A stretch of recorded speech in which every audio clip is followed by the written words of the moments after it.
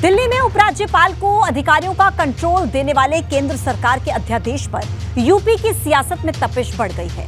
अखिलेश यादव ने ट्वीट के जरिए न सिर्फ केंद्र सरकार के अध्यादेश को गैर लोकतांत्रिक बताया, बल्कि भाजपा के खिलाफ 2024 में क्लीन स्वीप जीत का संदेश भी दे दिया। वहीं इसी बीच बिहार के मुख्यमंत्री नीतीश कुमार ने अरविंद केजरीवाल से मुलाकात करके सियासी पारा बढ़ा दिया। नीतीश कुमार की मुलाकात को गठबंधन की कवायद के रूप में देखा जा रहा है। अब इसको लेकर भाजपा आक्रामक हो उठी है।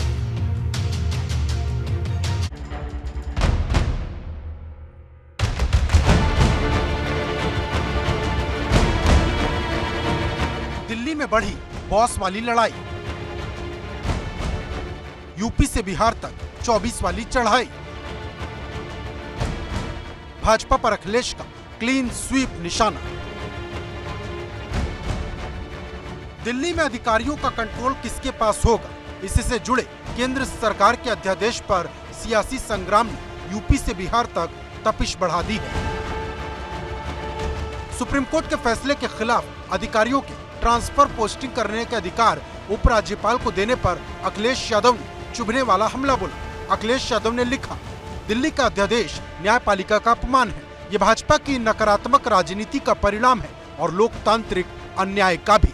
भाजपा जानती है कि लोकसभा चुनाव में दिल्ली की सभी सीटों पर उसकी करारी हार होगी, इसीलिए जनता से पहले से ही बदला ले रही है। अध्यादेश के नाम पर यह जनादेश की हत्या है। दिल्ली में जो अध्यादेश जारी हुआ है, ये अध्यादेश जन आदेश और लोकतंत्र की हमला करने का प्रयास है। भारतीय जनता पार्टी की सरकार बदले की भावना से कार्रवाई कर रही है और चुनाव को प्रभावित करने के लिए यह अध्यादेश लाई है। यह स्पष्ट रूप से जन आदेश का उल्लंघन है। मतलब निशाना केंद्र सरकार के अधिकारों वाले अध्यादेश पर है और संदेश 2024 के लोकसभा चुनाव का। अखिलेश यादव के ट्वीट के पहले एक और तस्वीर इसी ओर इशारा करती है। ये तस्वीर बिहार के मुख्यमंत्री नीतीश कुमार और तेजस्वी यादव की दिल्ली के मुख्यमंत्री अरविंद केजरीवाल से मुलाकात की है। अरविंद केजरीवाल से मुलाकात के बाद नीतीश कुमार ने भाजपा सरकार पर तीखा हमला बोला।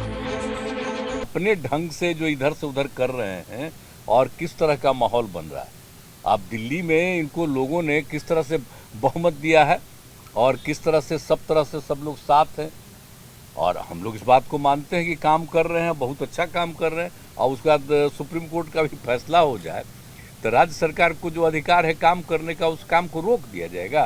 सुप्रीम कोर्ट का आदेश आया था जिसमें सुप्रीम कोर्ट ने सारी पावर्स दिल्ली की चुनी हुई सरकार को दी थी।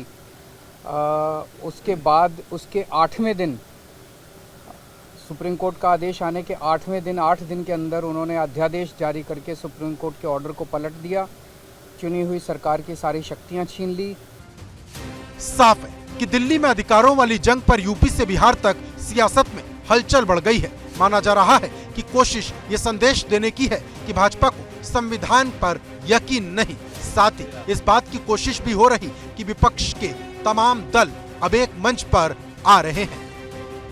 दिल्ली के मुख्यमंत्री अरविंद केजरीवाल जहां केंद्र सरकार पर लगातार हमला बोल रहे हैं, तो वहीं उत्तर प्रदेश के पूर्व मुख्यमंत्री और समाजवादी पार्टी के राष्ट्रीय अध्यक्ष अखिलेश यादव ने भी आज ट्वीट करके बीजेपी पर निशाना साधा और कहा है कि केंद्र सरकार ये जो अध्यादेश लाई है, ये न्यायपालिका का अपमान है। इसके साथ साथ उन्होंने ये भी कहा है कि 2024 में जनता बीजेपी को सबक सिखाएगी। वहीं दूसरी ओर अगर बात करें तो दिल्ली के मुख्यमंत्री अरविंद केजरीवाल से बिहार के मुख्यमंत्री नीतीश कुमार और उप मुख्यमंत्री तेजस्वी यादव ने भी मुलाकात की है और अध्यादेश को लेकर के जहां आम आदमी पार्टी केंद्र सरकार को घेर रही है, तो उसी कड़ी में आज अखिलेश यादव ने भी केंद्र सरकार पर हमला बोला। इस बीच यूपी से लेकर दिल्ली तक भाजपा ने अरविंद केजरीवाल और उनके साथ दिखाई दे रहे दलों पर चौतरफा हमला बोला है। इनको इतनी जल्दी क्या थी कि इन्होंने आते ही तबादले करने शुरू कर दिए और वो भी ऐसे समय पर जब इनके खुद के खिलाफ इन्वेस्टिगेशंस चल रही हैं भ्रष्टाचार के खिलाफ। तो इन्होंने जो भ्रष्टाचार किया उस केस के अंदर डॉक्यूमेंट्स को डिस्ट्रॉय करने का काम, लॉ एंड ऑर्डर की ब्रेकडाउन का काम, अधिकारियों के साथ सरकारी कानून व्यवस्था का निरादर करते हुए मारपीट करने का काम, धमकियां देने का काम, झूठे केस में फंसाने का काम, ये सब काम शुरू हो गया था। केजरीवाल जी की तो दिल्ली की जनता खुद विदाई करने वाली है और नीतीश जी का दिल्ली में कोई आधार नहीं है। तो ऐसे में ये कर्टसी काल की बात कही जा सकती है, लेकिन अगर आप उसको चुनावी दृष्टि से देखें तो जनता, जो दिल्ली की जनता जनार्दन है, वो तो आम आदमी पार्टी से ऊब चुकी है, उनकी विदाई करने वाली है। और नीतीश जी का वहाँ ऐसा कुछ है नहीं कि जिसको लेकर के वो उस मुलाकात को लेकर के कोई वो उत्साहित हो। जाहिर है कि दिल्ली में अधिकारों वाली जंग के बहाने 2024 वाली सियासत अब एक नई दिशा में चल निकली है। Bureau report, ABP Ganga.